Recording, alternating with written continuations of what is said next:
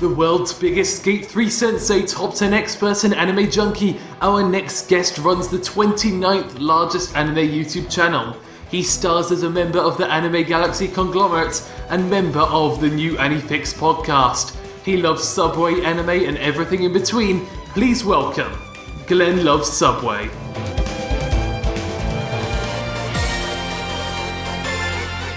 Welcome, Glenn, to the channel. You've been here before to talk about Yuri Anime Girls, so I'm glad you're here for something different this time. Totally. To talk about your favourite anime.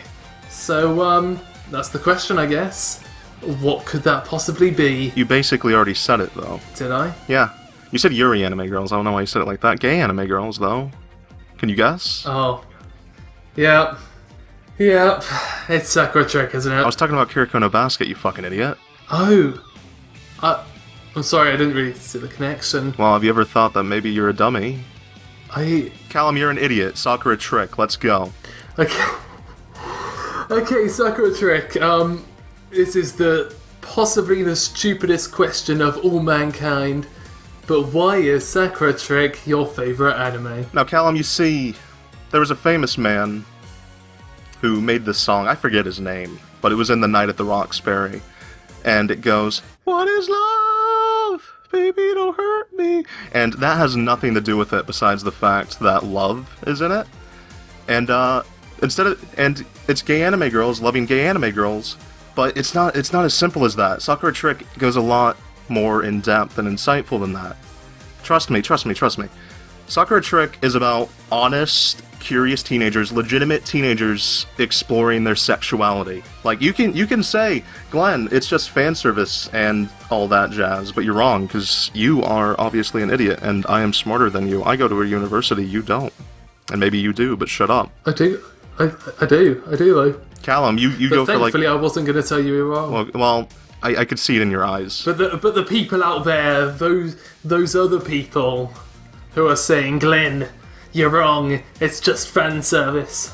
Seriously, it's easily the main theme of the show is that teenagers, when they're young, explore different things like their sexuality and go through growth spurts and all that jazz, and when the body advances so quickly and leaves the mind and the heart to play catch-up, you end up being gay anime girls, and that's Sakura Trick in a nutshell.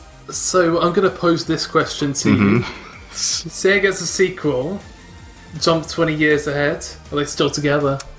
I can't answer that because that's not how... Because you don't want to know the answer? No, it's because that's not how love works. Like, it's like I said, it's teenage young love and teenage relationships. Like, I don't know how it was for you, but for me and my other close friends from high school, our experience was our girlfriends, our boyfriends, when we would just get intimate and see where it goes. We wouldn't do much more than that. We wouldn't think about the future, because who cares about that? We're bloody teenagers. Who cares? We're young kids in love, and we're gonna kiss each other, because that's what we do.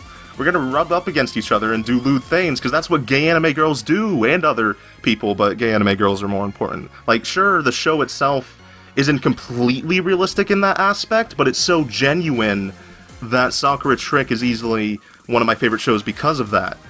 Like, and it also has a good counterbalance with the adorable comedy to balance off of the fact that it's not completely realistic, because if it was completely realistic, it'd just be like Aoi Hana, which in itself is a good show, but a bit too... played up? No, it's just that when a show is super duper serious, it's not nearly as enjoyable. Not as enjoyable as Sakura Trick was. Yeah.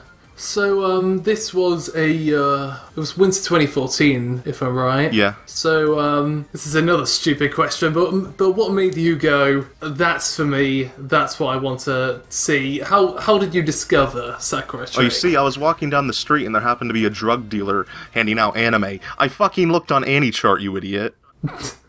Well, there's usually a more creative story for this point. A creative story? I just watch every seasonal anime. Just make something up this time. Alright, so... This entire show relies on interesting stories. So, you see, the thing is, I was walking down the street and there happened to be a drug dealer, and I went up to him and I said, I don't do drugs, but do you happen to watch anime? And he looked at me in the eyes and he said, no, you fucking weeb, pulled out his knife, shanked me. I went to the hospital, met a nice, hot, beautiful nurse, and she watched anime, thankfully enough. I was afraid she was going to shank me too, but she didn't. And she told me about this anime coming up called Sakura Trick, because she was a lesbian, and she happened to like gay anime girls, as everyone should and does. You should. And that's how I discovered Sakura Trick. Are you happy now? Amazing. And she also shanked me. It's a natural plot twist. It's an inevitability. In the real world. See that's a lot more convincing than your whole. I just saw an anime list. I just watch all the anime. I just happened to come across it. Yeah, that was the story of fate we were all looking for. Oh, Callum. Well, if you think about it, shut up.